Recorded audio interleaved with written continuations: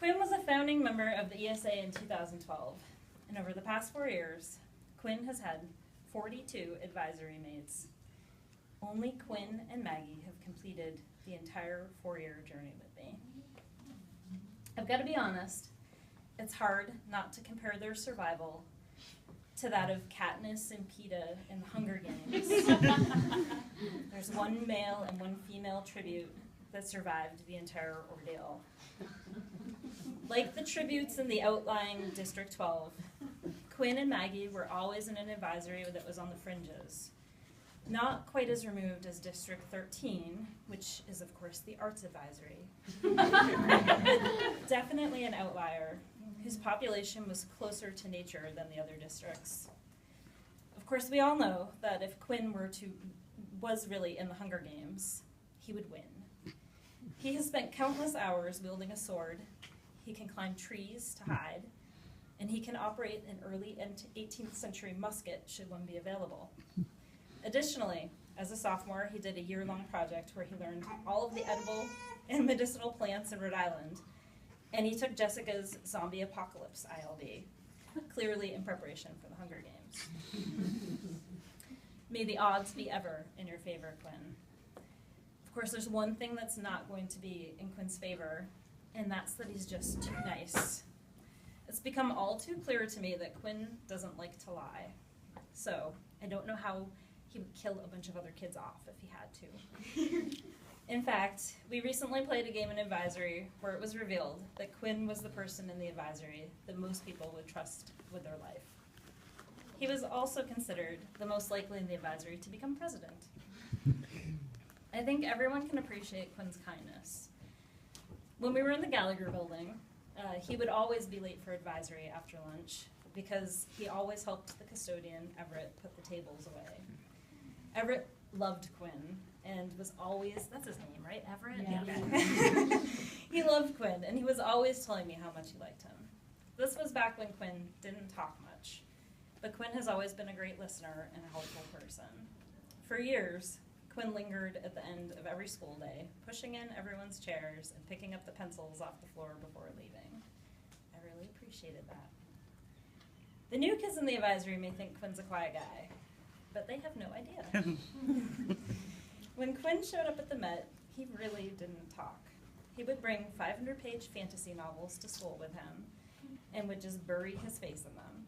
I had to actually seize his books and hold them hostage in an attempt to get him to interact with other kids and do work.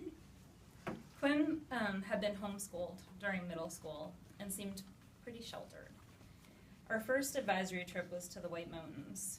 Now this was an epic trip and has now become the stuff of Met advisory trip legends. I remember asking Quinn if he'd ever gone on a hike like that before, and he said he had not. He said he hadn't been hiking at all. Later that year, after the advisory learned how to take belt transects and they were tasked with developing an ecology field investigation, Quinn decided to take belt transects of Mantonoi Park and Ballard Park to examine the prevalence of invasive species in each. This ended up looking like Quinn and I going out into the woods, taking transects for hours, and Quinn climbing trees. And back in those days, he didn't appear to have seen or done anything before. I remember he had never been to Ballard Park, but he loved it so much. The same thing with Oakland Forest in his hometown of Portsmouth. Our advisory went on a guided tour of this old-growth forest with a local forester who discovered it and fought for it to be protected. Quinn was so excited just to see and experience everything. There were other indicators that Quinn was coming from a sheltered middle school experience. His freshman year, Quinn had finished an assignment, and I asked him to double space it before he printed it and handed it in. You knew this was coming. He said he would. I started helping another student, then 20 minutes later, I checked in with Quinn and asked if he had handed the paper in, and he was like, I'm working on it.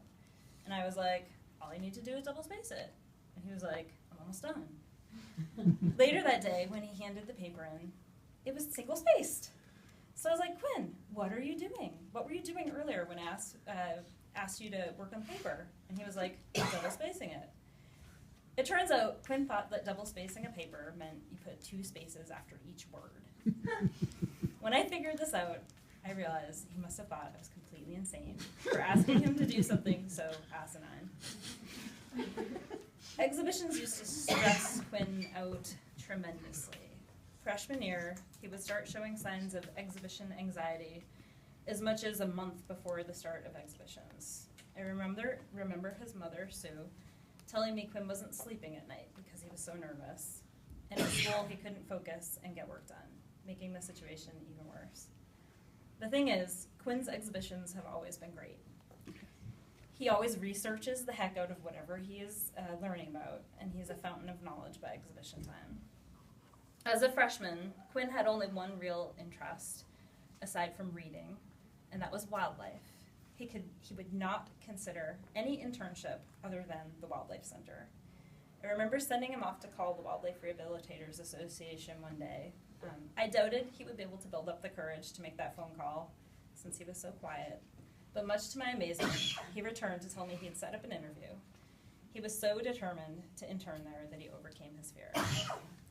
They could only take Quinn as an intern one day a week, and there was nothing else I could convince him to do, so we just sat in coverage one day every week freshman year. Sophomore year, I convinced Quinn to check out the Living History program. He didn't want to at first, but when another student in the advisory joined the program, he decided he'd try it out. Luckily, he decided to give it a try because it was a good fit and it filled up his Tuesdays. This program has helped pull Quinn out of his shell and expose him to so much. Over the past 3 years, he's traveled to see the USS Constitution in Boston. He's been to Gettysburg a few times, to Governor's Island in New York. He's gotten to sleep over at Fort Adams. He's learned about archaeology, history, and the military. Junior year, though, is when things really started changing for Quinn. First off, there was beach day. Every year, the students and staff of the East Bay Met go to the beach during the first week of school. I remember I was sitting on my towel, keeping an eye on kids in the water. Quinn was standing alone by the water's edge, wearing his tan t-shirt and a pair of jeans rolled up, just like one of the pictures in the slideshow. He was barefoot and he had his hands in his pockets. All of a sudden, these two senior girls in their wet swimsuits ran over and tackled Quinn to the ground. I was in complete shock. What's going on? This was around the time that Kat and Laura came into Quinn's life. And I just want to take a moment to thank you, and as a representative for Kat, for ripping him out of his shell. Junior year was also the year Quinn decided that maybe he didn't want to work with wildlife as a career. He decided engineering might be the right pathway, and considering how rarely I hear of job openings for tiger trainers, I fully supported this idea. As luck would have it, a senior in the advisory, our friend Stieg, had recently secured an internship at an engineering firm and was designing a wind turbine for a student competition. And he was looking for a few teammates. So Stieg, Quinn, and Pat spent the winter and spring working on their turbine. They were able to use an industrial wind tunnel and all kinds of electronic sensors and computer software to design the ultimate turbine. When the March competition came along, I joined the students, their mentors, and Quinn's dad at the competition in Massachusetts and celebrated as they took home first place in the high school division. That's a little inside joke. This meant that they were invited to attend the regional competition in Virginia. They did attend and tied for 4th place. The whole thing was very exciting, and it was a great opportunity for Quinn to learn about engineering and figure out that this was not the right field for him. Somewhere along his journey, Quinn discovered a love of sailing and ships. And in fact, I've learned in recent weeks of talking about the past with Quinn, I think I have a photograph of him discovering his love of ships in that slideshow when we sailed aboard the Aurora. Quinn has taken 4 college courses, and he has done superbly in all of them. He hasn't taken easy classes either. He's taken biology at Salve, psychology, chemistry, and writing at CCRI. I was really wary about Quinn taking a writing class this year. Though he is one of the most brilliant students I've had the pleasure of working with, oh God, I thought for a second I lost my last page. Okay, sorry. Let me go back. Though he's one of the most brilliant students I've had the pleasure of working with, Quinn struggled to put his thoughts on paper his first 3 years at the Met. I remember that in order to complete his sophomore research paper, I sat and asked him questions and typed the answers he gave me just so we could get his learning on paper. But Quinn showed up at the beginning of the school year, and he really wanted to take a writing class. He was convinced that if he had to get papers into this class on a deadline for a grade, he'd do it, and he did. The quality of his writing has been really impressive this year. It's always been there, and now he's figured out how to share it. A few years ago, the thought of Quinn writing a 16-page vowel speech, that's triple space, size 14 font, would have been completely unobtainable. This makes today even more special. And there's one other little detail about Quinn that I should mention. This kid has not missed a single day of school in 4 years.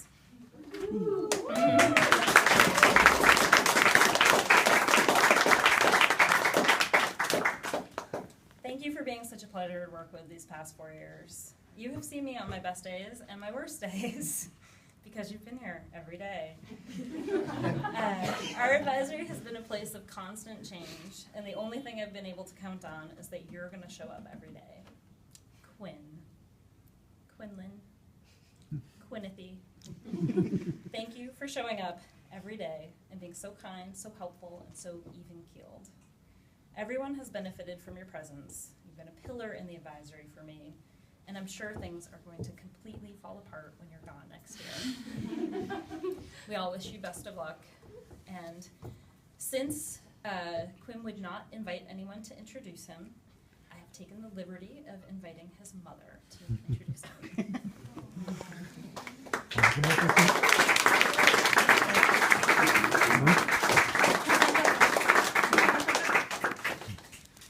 Well, I was going to say, you are my sunshine, but I figured that would really embarrass Quinn, so. It was going to be a Maybe I duet.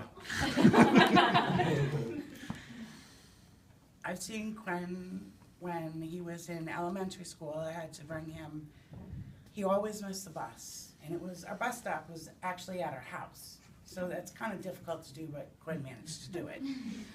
And I would have to literally bring him to school kicking and screaming. I'm surprised they didn't call the police on me. And he had so many absences that I thought we were going to have to go to court. 67. Yeah, a lot. And then finally we found this place, and like Trish said, 4 years, no absences. It's amazing.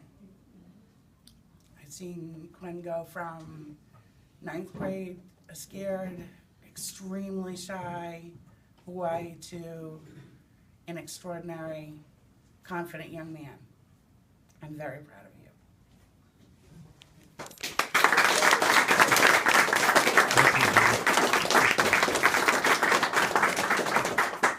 It's your turn.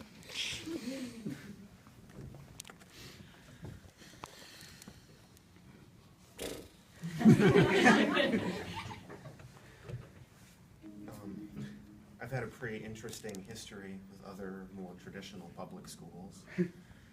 That interesting part was mostly my fault. Like most people, I started my educational career in preschool. Unlike most people, I got kicked out. I'd imagine it's pretty hard to get expelled from school before it's actually school, but I managed. When I was younger, I was obnoxious, as my parents know. I was ridiculously loud and more than a little annoying, which was frowned upon by the other students and most of my teachers, hence the expulsion. Wasn't exactly a stellar start, but by the time I started elementary school, I had calmed down, at least a little, I thought, in terms of volume and maybe emotional stability. My first day there, though, I got in a fight. First day of school in first grade. Apparently the future school bullies weren't big fans of my humming. Who knew? Pretty much went downhill from there. I didn't know how to deal with the bullying, which was only getting worse. I was still a loudmouth and a bit of a know-it-all, so I was an easy target. By 5th grade, I knew that I couldn't deal with going through middle school with all the same people. It just would have been the same story all over again.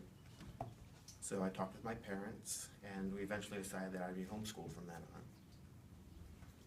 So the upside of going through middle school at home was I didn't need to be around anyone. The downside of being going through middle school at home is that I was never around anyone. In an average week, I saw around 4 to maybe 10 people who weren't my parents.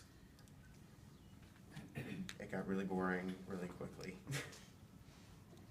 I didn't have anyone around to irritate, so I started becoming more reserved.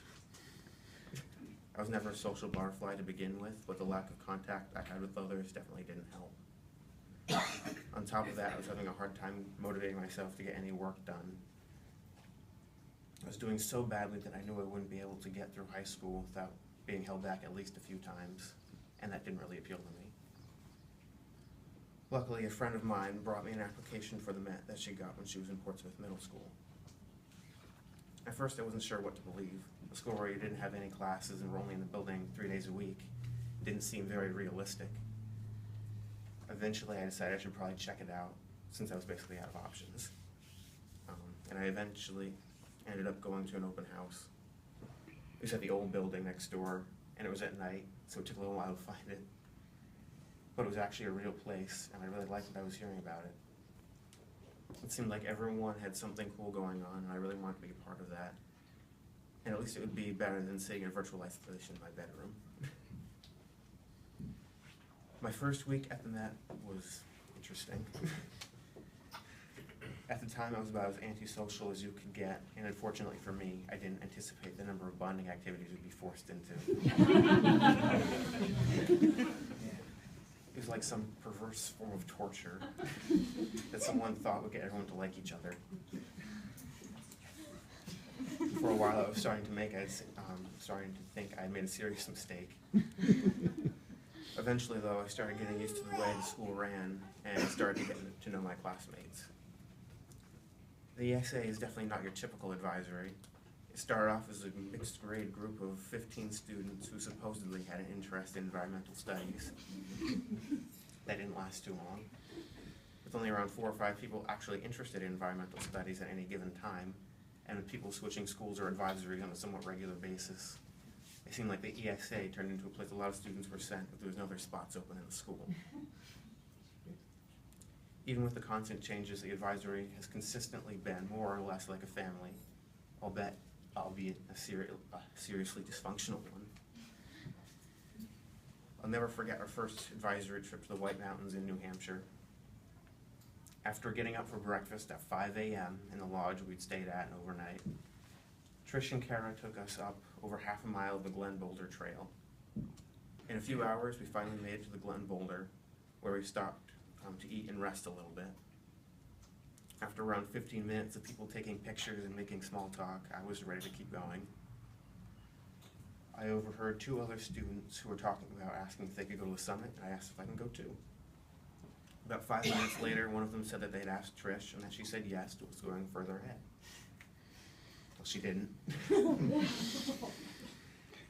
When we got back to the boulder after being gone for over half an hour, needless to say, everyone was a little upset with us. After we got back to school and we finally got into our daily routines, I learned that there was actually work to do at the Met. Most of what we did for the first month or so was either in journal entries or looking for real-world learning opportunities. It took me a while, but after some time and coverage avoiding my writing assignments, I finally had the motivation to find some pretty cool internship sites. My first one was at the Wildlife Rehabilitators Association of Rhode Island.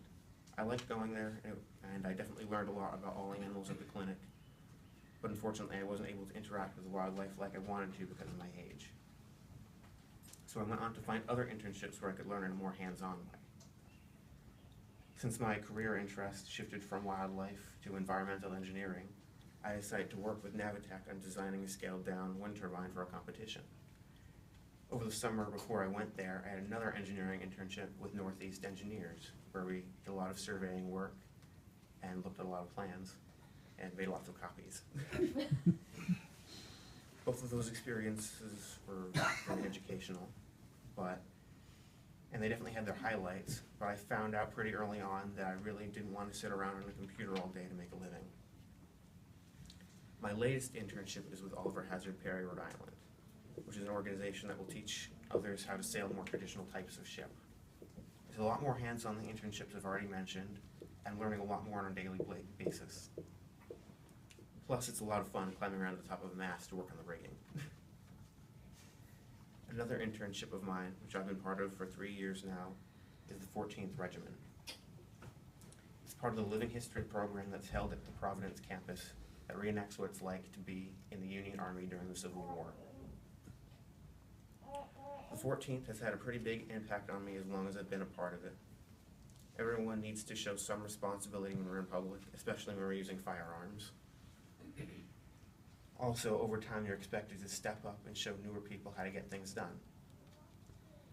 Done right, anyway. Which has forced me to become at least a little more outgoing, which was kind of the plan. Believe it or not, I'm actually a lot more social now than I was in the past. And I really think the Met has played a big part in that. It's given me a lot of opportunities I wouldn't have had otherwise, which has helped me grow socially and academically. And to think that the option to attend college classes is one of the biggest contributions to that growth, besides, of course, the internships. Before I came here, I doubt I would have gotten up the courage to go take classes like that, even if I could. Those courses helped me learn a lot about the things I wanted to learn about, which wouldn't have happened had I gone to a more traditional high school. And in a normal high school, I wouldn't have been able to work all my interests into the curriculum like I could at the Met. A good thing, too, because my project topics have been all over the place. I've done stuff on birds of prey, animal and medicinal plants, and sustainable architecture, just to name a few. For most of this year, I've been focusing on my senior thesis project on the evolution of sailing. Since I started it last year, I haven't just learned a lot about sailing, I've learned a lot about advocating for myself. To get more information on the topic, I couldn't just rely on online sources. I had to seek out professionals in the field and talk to them about it. That's just something I never would have considered doing before coming here. Another difficulty of mine that the Met has helped with is writing. I've never liked to write, and I still don't. But when I first got here, it would take me a week or two just to write a one-page paper. At this point, though, after a lot of pushing from Trish in a college writing class, I can get a few pages done in a day if I really have to. Unfortunately, I usually need to, since I have a tendency to wait till the last minute to get anything done, like the speech. Procrastination aside, I think I've really grown a lot in my time here. It may not seem like it, but my social skills now are a world apart from my freshman year. I still wouldn't say that I'm an outgoing person, but now I honestly think I can get there if I try to. There are a few important things that my time at the Met has helped me see. That you get out what you put in with just about anything. You can't expect to be proud of what you've done if you didn't challenge yourself to get there. And that there are no free rides in life unless someone's nice enough to give you one. I think that self-reliance, self-reliance and self-motivation are incredibly underrated qualities that the curriculum of the Met really emphasizes. That being said, it's a lot easier to get things done when you have some help from others. Now I'd like to take the time to thank just a few of the many people who have helped support me for these past few years. First off, I'd like to thank Mary.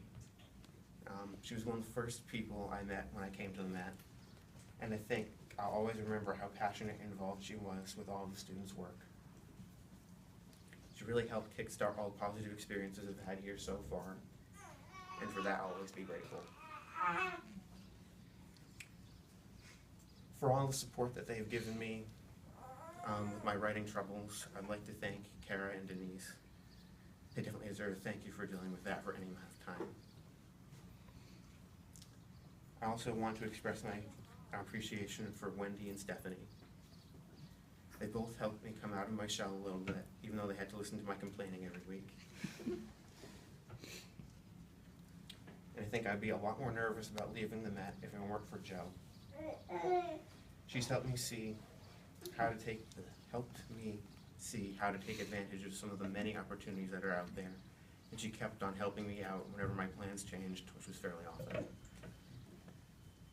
I think all the seniors should be grateful to have such an awesome PAC. Now I want to thank my parents. They've been so incredibly supportive of my decision to come to the Met, and just about anything else that's really important to me. No matter what the situation was in school, they'd always do their best to help me out. More than that, they'd usually find a way to get involved, which I always appreciate. I'm sorry for that. I don't think I've ever said how much I appreciate all that you've done for me and for the school. So thank you. You're amazing parents, and I love you guys.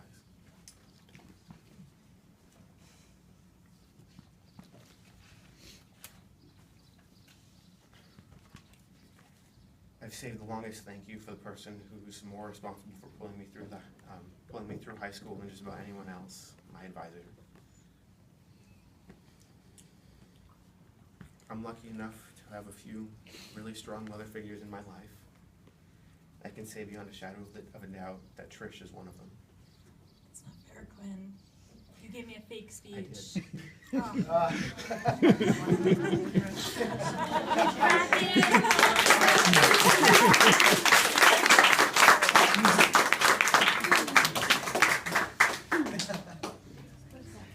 You're evil.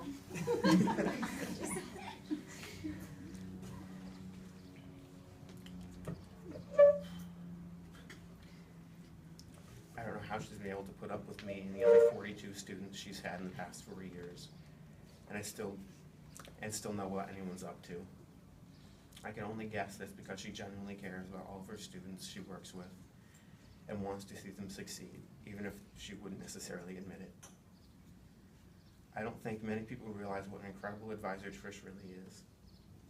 Between her tough guy attitude and how reserved she can be, it can take a while to get to know her. But now that I have an idea of who she is, I'd just like to say thank you for all the nagging that you had to do to get me here. Thank you for always believing I could do better. I couldn't have hoped for a better advisor. For all that you've done for me, you're not just my teacher, you're family.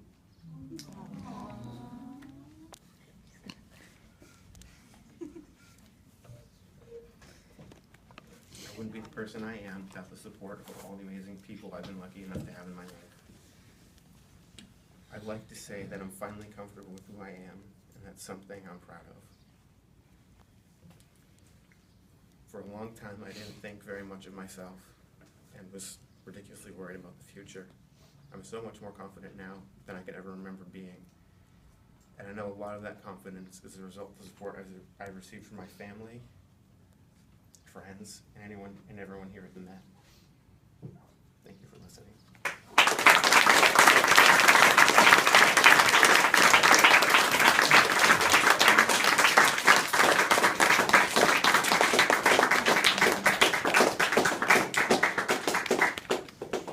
That was awesome. I'm gonna give you a hug for everybody. Warm. No wonder why. It's there right there. The Metropolitan Regional Career and Technical Center, on behalf of the state of Rhode Island, this diploma certifies that Quinn, that's the G? G. Dorchies has shown a commitment to learning, achieved all individual goals, and met requirements for the completion of high school. This will be awarded on June 13th, 2016. We would like you to first sign your.